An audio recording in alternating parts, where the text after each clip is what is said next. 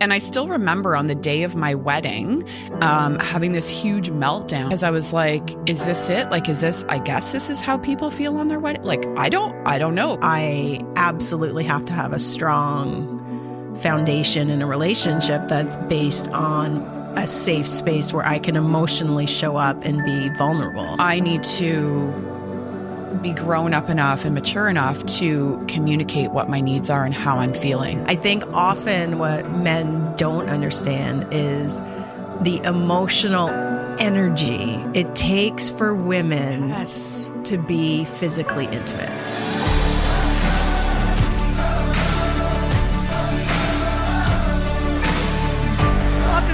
Richly podcast. We are super grateful that you chose our podcast to tune into today. And Kate and I are really excited because we've got another episode that we're diving into as part of our Real Women, Real Talk series. And this one is all about our perspective, because that's really what matters, is our perspective on the world, on the evolution of romantic relationships and kind of how we've kind of gone through those phases as we've I was going to say aged. Gotten older. Can we just not talk about aging today? One day. Let's not.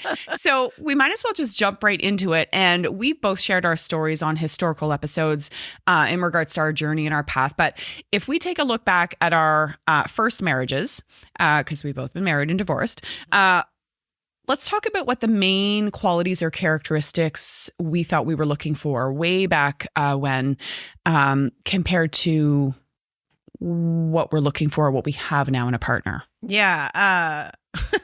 So different. So different. Yeah. Well, when I was thinking about this episode, I was like, wow, it's just like, it's such a journey. Like I met my ex I was 23 years old. Yeah. Like I didn't know who I was. I had no idea, let alone like what I was looking for in a husband or a partner. I didn't know who I was. All I was looking for was someone who wanted to get married and have kids and buy a house and do all the stuff I thought I was supposed to do. Yeah. So in thinking about this, I'm like, I had no real criteria for my partner, which is crazy, right? If you really think about that, I'm like, I'm just looking for someone who's kind, who kind of wants a similar life as me, similar values. I will say in some big ones like kindness and some of those were there, but I had no idea who I was. So how can I possibly attract what I'm looking for when I don't even know what that looks like? We think we know though, right? Like, at 23, I knew everything. Of course. My daughter will be 20 in a couple of days and she knows, right? Everything. And that's, and that's the beauty of being in your 20s, I think too. But it's definitely not, now I have, and we're going to get into all of that, but there's definitely things that I would look for now that I weren't even on my radar in my 20s. And as our values become deeper, that shifts, right? And like you said, we'll talk about that in a little bit, but similar to you. So I met my ex-husband when I was 19. Ooh. Yeah. And we were married at 23 and married for 20 years. And similar as you, I think I was, as we all are, focused on kind of finding someone that we think like, oh, okay, like I guess this is good. Yeah. Like it's good. Like it checks all the boxes. Yeah. Finish school, get married, have kids, buy the house, do the things. And I still remember on the day of my wedding, having this huge meltdown in the car with my dad, because I was like, is this it? Like, I guess this is how people feel on their wedding. Like, I don't know. Cause I was so young. Wow. And not that it's bad when you're young. It's just very different as you evolve into your 40s and you start to really understand that deeper compatibility and emotional connection and how shared values. And for that piece particularly has become huge for me, those shared values and that compatibility as we continue down the journey of life. Yeah, I think you nailed it. It's like in our 20s, I don't think we know what you don't know what a relationship necessarily is supposed to be. Maybe you've seen your parents, but you don't know the ins and outs of it. No. You see what media serves up, which is this picture perfect world of people living in the like there's just there was a model back then of what you thought or what we thought a successful marriage exactly looked like. The examples we have were not what we see more of today, which I'm grateful for, but it's real hard conversations, right? And it's work, and what it takes for two people to really come together, to be together for 50 years is massive. Yeah, it is. Like, I look at my parents and they just celebrated their 50th wedding anniversary. They just came back from Hawaii. But I remember my mom, like talking to my mom, and she was saying like, it is hard work. Yeah. Like, a lot of people will look at, and even with Rob and I now, people will say like, you guys just seem to be so in alignment. And so, and yes, part of that is, we came together because we have such shared values, but it's still a lot of work to be able to put that energy into, right? You're going to get what you put in, both from yourself as a person, but then together as a couple. Yeah. But yeah. So what are some of those shared, like now, what would you say? You talked a little bit about shared values. What would you say are some of the bigger pieces that, that were different? We talked about what we kind of didn't know in our 20s, which is fair. I'm just wondering if like, what are some of the things we've, as you've gone through the journey, what are some of those big pieces? Like for me, I can tell you like communication, effective communication, and how we communicate with Eric and I it's so important. Yeah. And I think for me, like that's the core is like probably the number one thing, that being able to honestly, openly, effectively communicate is like the crust of so much of having a relationship that I think can sustain over time. I love that. So I was just because I was going to jump in, but then you said exactly what I was going to say was, there's communication and then there's deep communication. Because a lot of people will say, and like if I look back on my first marriage, like, I communicated, but did I really communicate? Yeah. No. So like we're communicating now, but communicating on that, level with your partner where you are having those open and honest discussions and feeling like you don't need to hold back and feeling like you can be authentically you and not worried about the repercussions of, if I say this, how are they going to feel? What are they going to say? So maybe I just won't say anything at all. And so you nailed it right on. It's getting to that point. And I think a lot of that comes with life experience. I agree. When we're younger, we have such limited life experience, and that's not knocking people who are young, but we place emphasis on much different factors. Whereas now, values for me around that mutual trust, mutual respect, that emotional compatibility where I feel like I don't need to explain why I feel the way I feel. It's just accepted and supported. And I think that's super important for me. Well, because you know who you are. And so I think that's the difference too, as you get older and as you start to grow and as you start to evolve as a person. Yeah. What happens in a lot of marriages, the divorce rate is through the roof. And there's a lot of people who are together who are not happy either. But, as you evolve in your 20s to who, like I am almost in my 50s, I'm a completely different person in some ways. In some ways, I'm still 20. Yeah, of course you are. I feel 20. I do, with the wisdom of an almost 50-year-old. But that evolution for me internally is like completely because of that growth shifts, right? So if you're in that relationship and you're both growing separately, that can be really, really difficult for a lot of people who are in that marriage and you're feeling not connected because you've just grown. It's very difficult. And that was when I went through my separation and then my divorce, that was the big thing that people asked was like, why? Like what happened? And it was exactly that. It was two different journeys.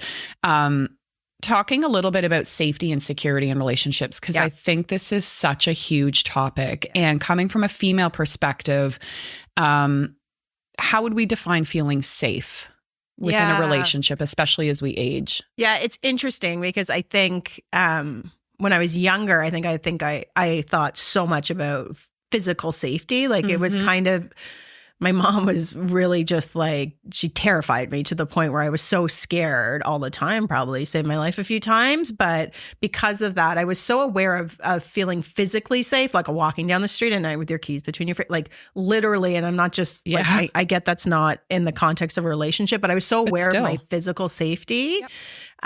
That was top of mind for me. Emotional safety in my 20s, I don't know. I wouldn't even know what those words meant, right? No. But now I've learned that I absolutely have to have a strong foundation in a relationship that's based on a safe space where I can emotionally show up and be vulnerable. Yeah. And it's really hard and really scary to show up vulnerable anywhere, especially in that core relationship with someone you care so deeply about.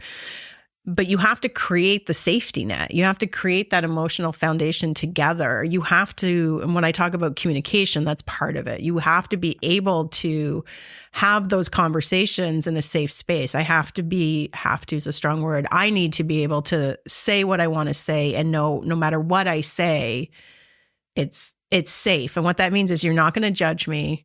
You'll have compassion and we'll have a conversation. And so it's having that knowing no matter what, you've got my back and it's safe and you're not telling other people and it's open and it's honest. And for me, that creates the vulnerability, which creates the connection. Yep.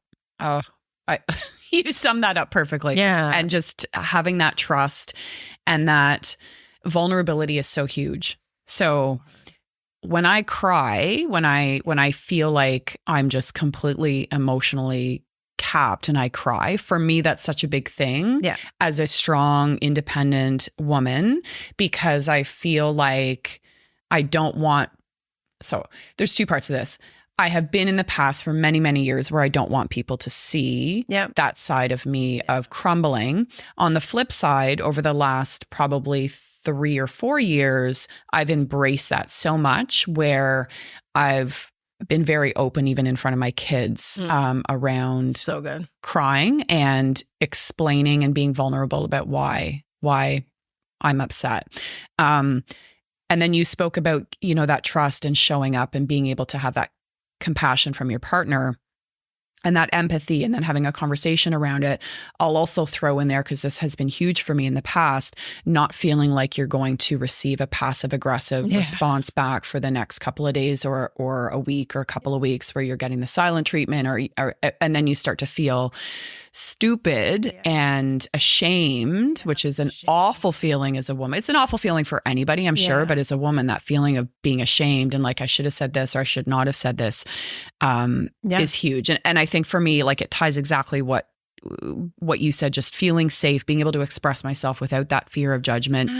And it's taken me a lot of inner work just to get to that point where my partner, Rob, respects my boundaries, but also supports me through those challenges and has allowed me and allowed us to build that emotional security. I love that. Around us. I love how you talk about crying, because I think it's so important. So I almost cried just saying it. Well, as a ditto strong woman who never cries, and so sorry. I cry all the time. I just do it in private. And I was raised to not sort of, I'm sure my mom doesn't feel that way, but like you kind of weren't allowed to have an emotion as a kid in a weird way, or it wasn't valued, or it was dismissed, so I learned at a young age to just deal with my shit privately. And so I would cry in my room. And so that for me has been my pattern, where I cry alone. I'm not leaning on anybody. I don't need anybody. I can do it fiercely all by myself. It's fine. I'm fine.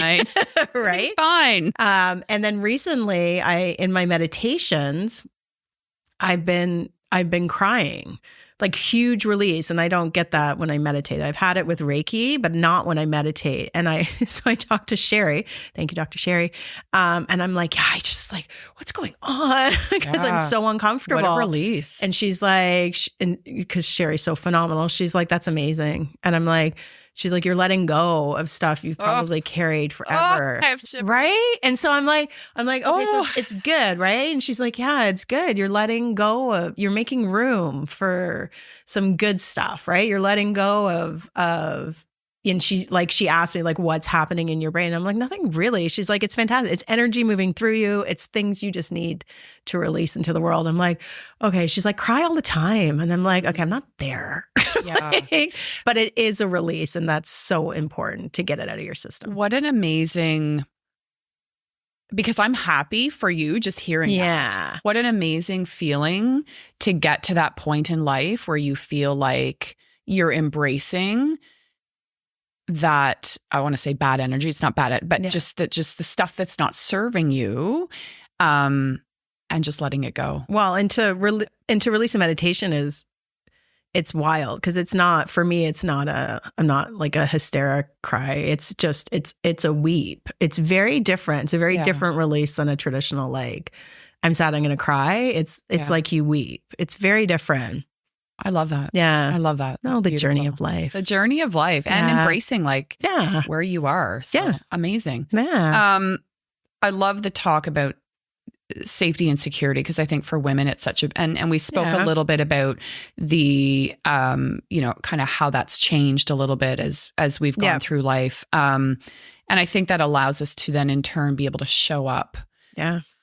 More present in life, in relationships, and be able to give ourselves completely to our partners. When we talk a little bit about, because we're both moms, maybe let's jump into the parenting and romance aspect of things.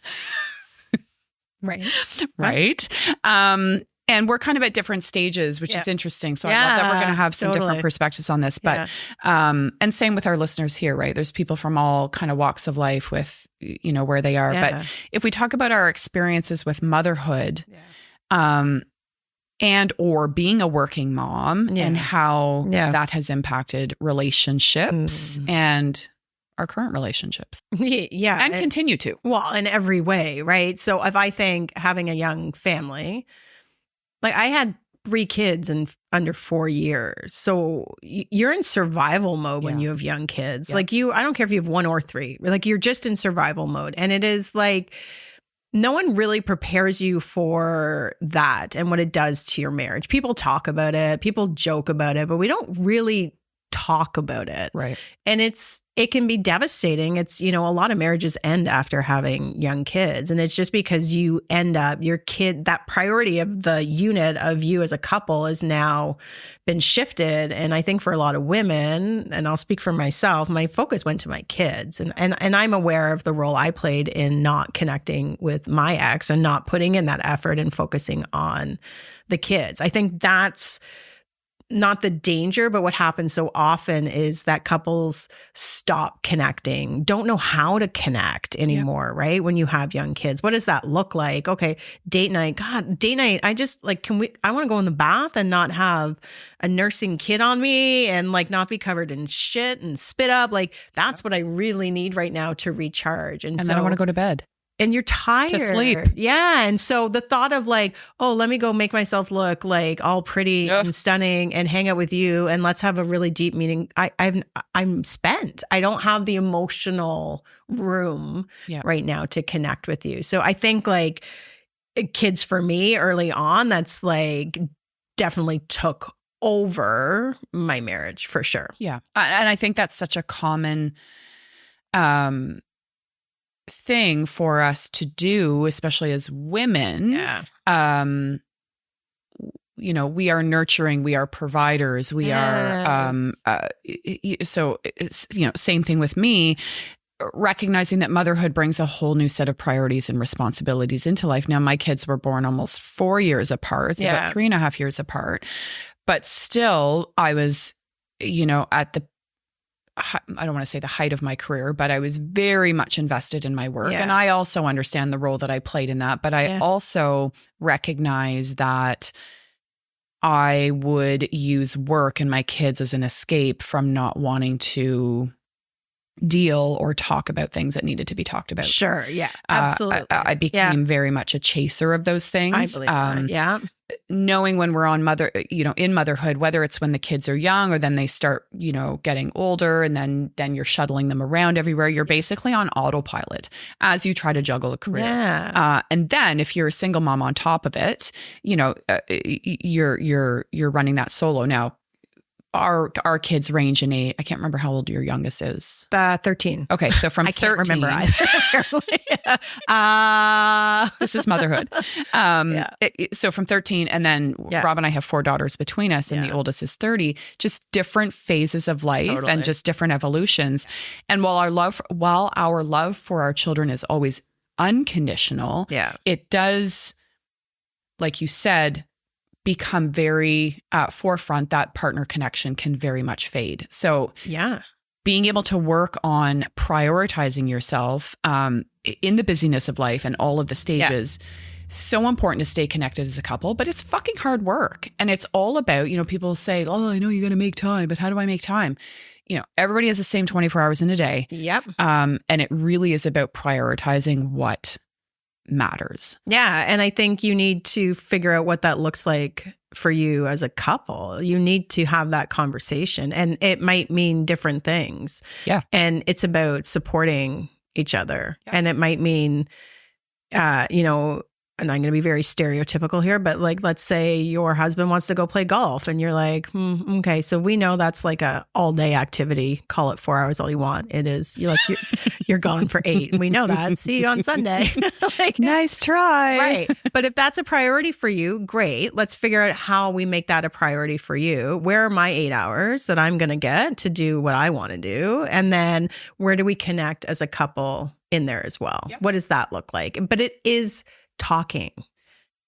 It's asking for what you want as well. And I think that's not always so black and white, right? Especially for women. Yeah. We tend to say and talk about the things that people want to hear, or we shy away from having those conversations because we don't want to hurt feelings. Yeah. It's just easier to say, oh, it's fine. Everything's fine. I'll just kind of sweep it under the rug. Well, and I think there's phases. Like I will say for me, like I was single for 7 years, which is a long time. So it's a long time to get to know who you are. It's a long time where I put all my energy into my kids. My priority was my kids for that time frame. And that's really where that was a choice. That was a conscious choice.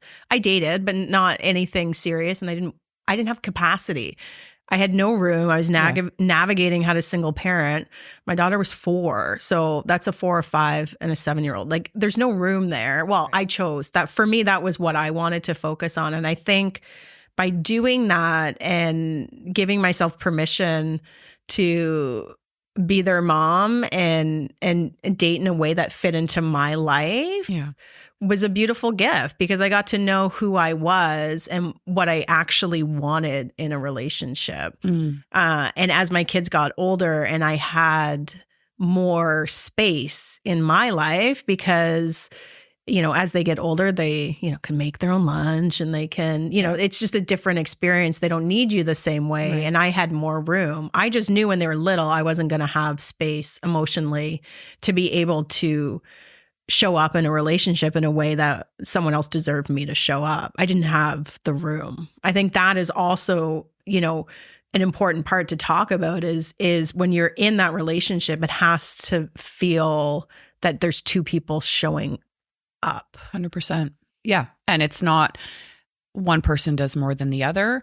And I think we've talked about this before, but in prior episodes, but if I'm having a day, like yesterday was a day for me, and I think I could probably only had 20% of my capacity. Yeah. Rob was my 80%, where he was able to make dinner. He was able to run me a bath. He was able to just let me sit and be and just, and so together recognizing what percentage each other has to bring doesn't always have to be 50-50.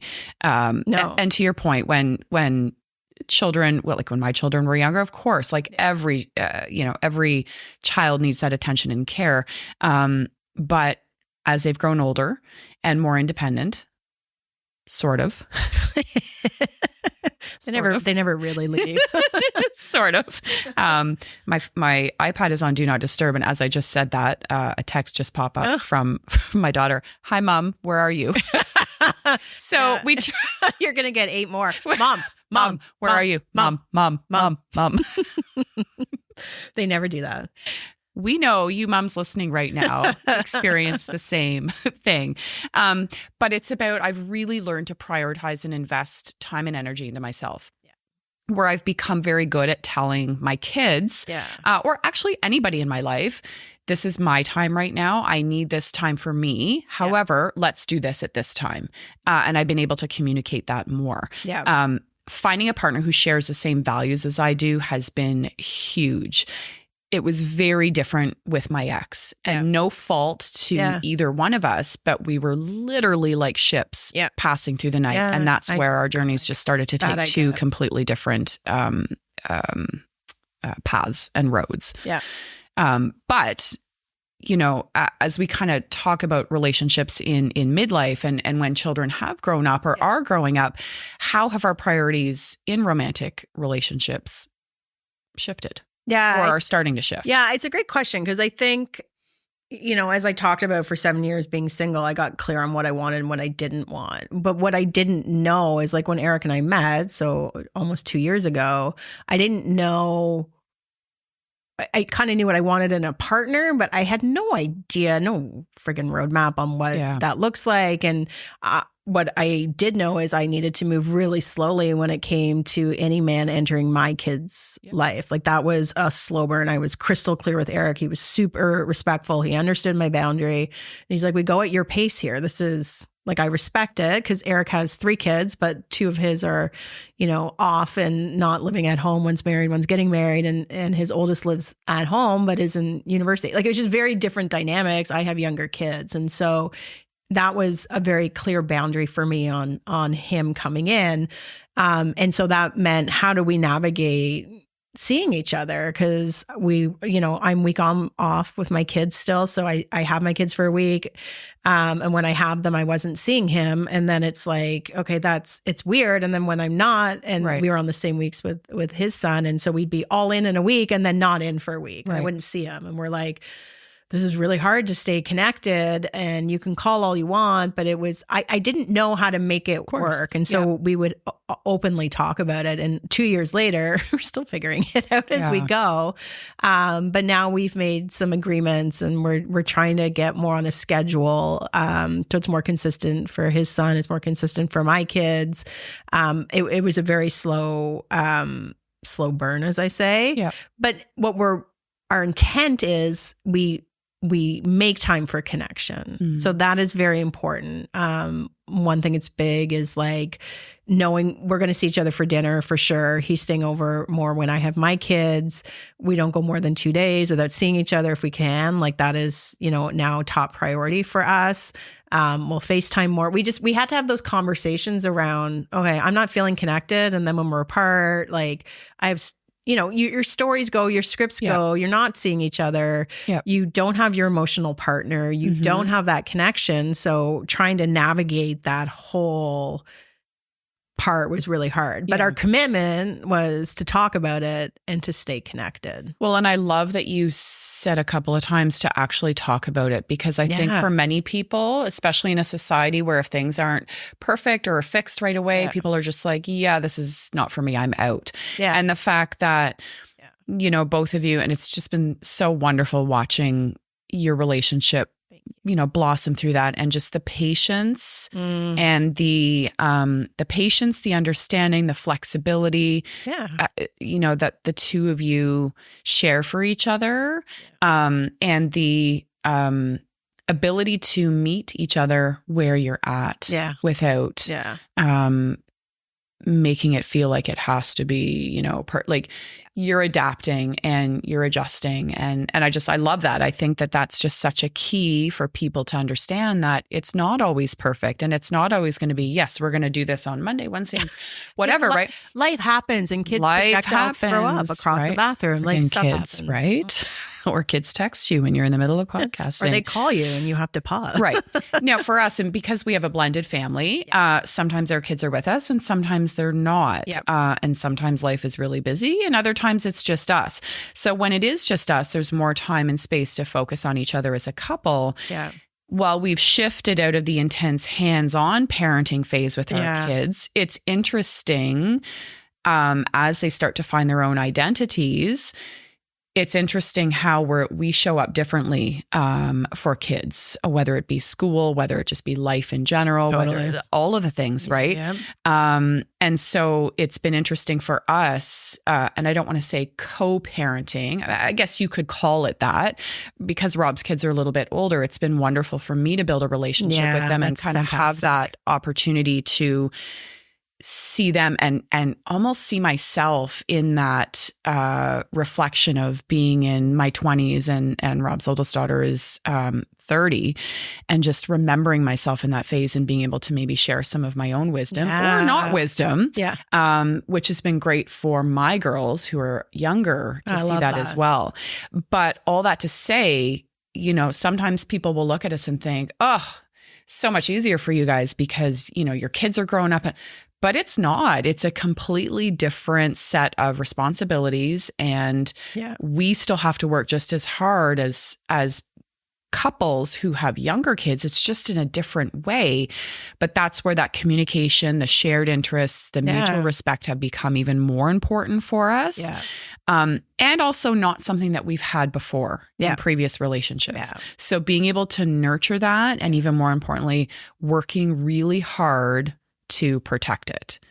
And that might mean putting the phones off to the side, leaving them in another room, turning them off, saying no to things that, this needs to be done. Does it really need to be done? Or can that be done another time? Or like, what can we do for ourselves to protect and nurture what we have? And it's a conscious effort that you have to make. It's a conscious effort. I love that you said that, because it is a conscious effort. Eric and I just went up to the cottage, and it was, the internet's not connected. We could have connected it, and we said no, and we didn't. And we had an entire weekend offline. And it's like, no one can call you, no one can connect you. If there's an emergency, we have ways around that. But like, we're literally off the grid. And we, after that weekend, we agreed again to bring back our conversation around technology and how technology has a way of creeping back in. It's a habit. And so, while we're at dinner, we're generally very good. I'm checking with my kids. We're not on our phones, but it was Simon Sinek, call him whatever you want, but he does this, he's on stage and he's doing a presentation, and he's talking about the phone, and he's like, okay, how does it feel? I'm in front of you, I'm presenting, and I'm doing this. And everyone's like, it feels horrible. And then he's like, okay, right, what if I just put it down on my lap? Do you still feel like you have my full attention? And they're like, no. Right. The phone shouldn't be there unless you need it, and which just become a habit. So I think like having those conversations around when and how technology is around and how you use it is a great way too, to kind of have that conscious, right? Like you said, that's a conscious commitment to connect with your partner. Yep. I love it. One of the things that Rob and I do, even though like we use our phones for our alarms, when we put our phones on our bedsides every evening, we do a little bit of reading, but then a big connection piece for us is to literally talk about our days. Yeah. So we roll over and we face each other and we talk about like, what was the best part of your day? How was your day? Yeah. Because even though we're doing our own things and stuff, sometimes we don't always have the opportunity to really talk about how was your day. And I just think even just that simplest question on like, what was the best part of your day? Yeah. And we do that in the morning as well. When the alarm goes off, like we don't check our phones right away. It's so good. Let's talk about your day. And it doesn't have to be like this 15-minute like big thing, but it's just a couple of minutes that allows me to feel grounded, loved, connected, supported. Exactly. Yeah. And then it's the whole, check the calendars and all of that kind of stuff. Eric and I call it debriefs at end of day. It's from an Alanis Morissette song. So I'm always like, I need my debrief at end of day. Oh my God, I love Alanis Morissette. Okay, let's talk a little bit about intimacy. I think you have to when you're talking about relationships. So, how do you think it's different for men and women? It just is. So, let's talk a little bit about what those differences are. Because I think it's obvious I think there's some obvious things, but I think there's some not so obvious things as well. I agree. I think so. We're wired differently as men and women, but we also have similarities. I think men can sometimes, and often do, especially when they're younger, associate intimacy with physical closeness and connection.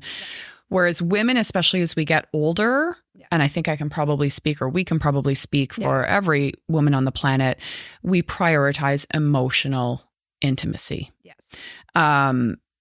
Part of that emotional intimacy, we talked a little bit about that earlier, was that safety and that communication piece. We crave, and I'll speak for myself, I crave so much emotional connection, like to the point where I start to get emotional just thinking about it, because I've never had that before. Yeah. Now, that's not to put blame on anybody. I haven't been open to it before, and I haven't worked enough on me to allow that to happen. Yes, it's about understanding and communicating and find a balance for each other's needs. Yeah. But being able to really crave those acts. And when I talk about intimacy, it's sometimes I just need you to hold my hand. Mm-hmm. Sometimes I just need you to listen. Yeah. Sometimes I just need you to do the smallest things, which for me, I see that as being intimate. Yeah. I see that as helping me build that emotional connection that I love and I crave so much. It's funny because it's not really funny, but when Rob and I started dating, I went in for a hysterectomy. And he was my caretaker. Yeah. So like, talk about intimacy. Yeah. Could you please help me change my diaper?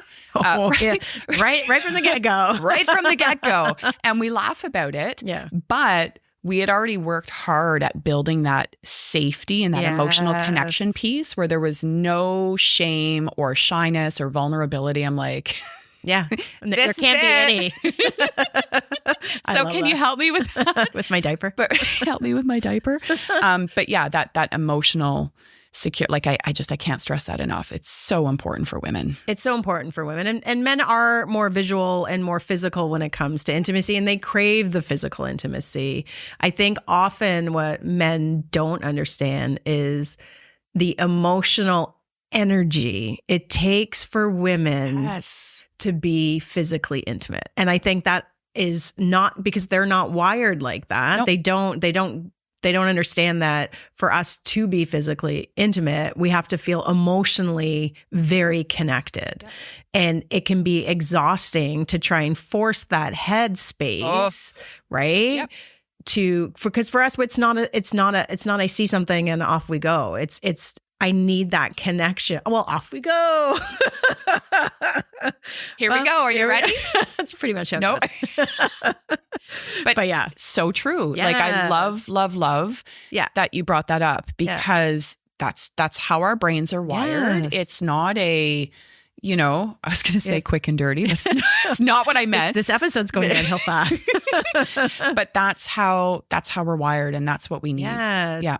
But I think too, it's important that you have to, you talked about this, but you have to ask for what you want to and what you need. So if you need to be able to tell your partner, this takes a lot of emotional energy for me. I need you to understand what that means. And you need to spell that out, and you need to say, here's what I need. I understand that this is important for you, and I equally important for me, but here's what I need for that. And they can be like, okay, here's what I need. Great. Understand what your partner needs, and then also be open to asking for what you need. Yes. Which I was definitely not capable of in my 20s and 30s. No, me neither. I didn't know what I needed. No. Even now, sometimes I will still catch myself, and this doesn't have anything to do with intimacy. It might, and it could have, could be for anything, but recognizing that Rob is not a mind reader. No. And so like if I'm, irritated or emotionally disconnected or whatever emotion I'm feeling, he's not a mind reader. No. I need to be grown up enough and mature enough to communicate what my needs are and how I'm feeling, and not, which I haven't done a great job of in the past. I didn't know how. I didn't have the tools. I mean, I think now, just having moved through therapy and life, and just sometimes it's experience sometimes too. Yeah. I think for me, that's like, now I have words. Like, I don't think I could even put words to it. before, and now I can. And sometimes I'll even say that to myself, and it sounds so silly, but I've talked to Sherry about this before in terms of being able to, since we've mentioned Sherry, therapy is a wonderful thing. We love therapy on the show. We love therapy on the show. I was just speaking to somebody about this yesterday on how much therapy has changed me and and taken off the I don't need to be strong all the time, and I can let my barriers down. Yes. I don't even know where I was going with this, but anyways, yay for therapy. Yay for therapy. That's all we needed. Totally lost my train of thought. Okay, as we're kind of nearing the end of the show, what are like some ways to kind of that we can maybe recommend for people to bring passion back in, or just some form of connection back into a relationship? Yeah. I think we've already mentioned this, but I don't think it can be stressed enough. It requires a lot of work. It requires a lot of work. And it really could be a whole bunch of different things. It really depends on what works for you and your partner. Try new things together, experiencing a new hobby, a new sport, prioritizing date nights or getaways. There's so many different tools out there now. And while we have a love-hate with social media, I think social media and the internet does offer some great suggestions on things that you can do to sit down together. Yeah. And we talked about it, disconnecting. Life, it's funny. I finished teaching my class yesterday, and I said to them, kind of joking, kind of not, I'm like, take some time for yourself today. Why clean the house when it's just going to be a shithole 24 hours later? Yeah. And, what? Kind of mocking, but almost at the same time, like everything is always going to be there. The emails are always going to be there. The work is always going to be there. Everything's always going to be there. It really is up to us to disconnect. Find new groups, new passions, new adventures, but you're not going to know that unless you actually talk about it. Rob and I, we love cooking. Yep. And so we really try to make an effort. We got out of it for a little bit. Yeah. And when we sat down and had, conversation around like, okay, we're starting to let kind of life take over. It was, hey, like, let's get back to cooking once or twice a week, right? Things like that. But you have to really, really focus on speaking, and don't overlook. A lot of people think that it has to be complicated. Don't overlook the simple gestures. We leave notes for each other all the time. Yeah. And it's something so small, but it just brightens up our days and just makes us feel so connected.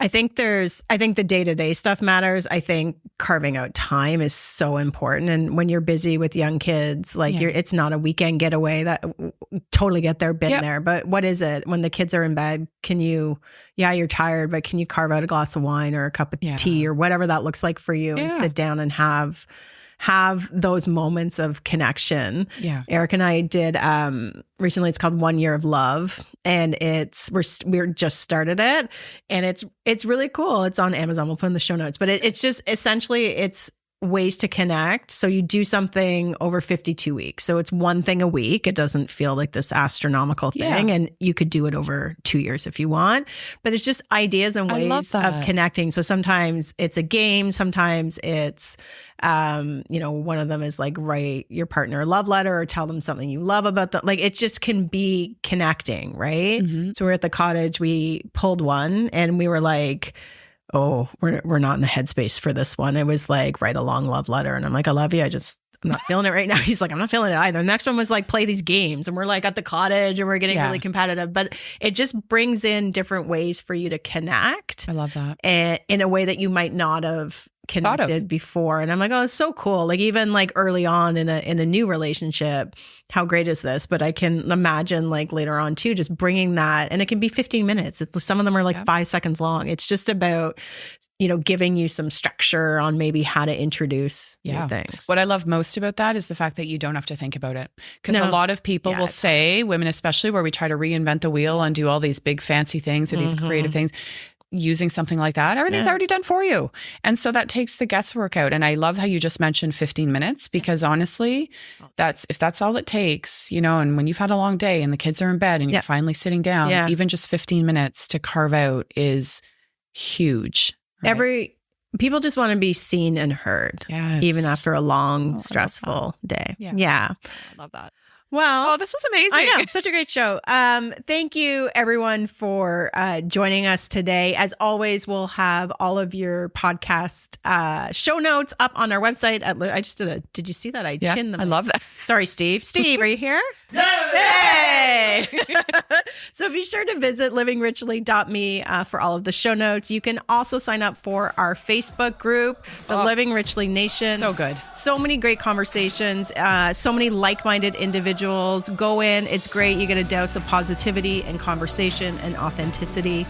And also be sure that you're signing up for the Living Richly 15-day Life Vision Challenge. It is taken off. I'm blown away by all the feedback we're getting, the reviews that are coming in. People are paving the way, learning how to shape their life. So be sure you check that out.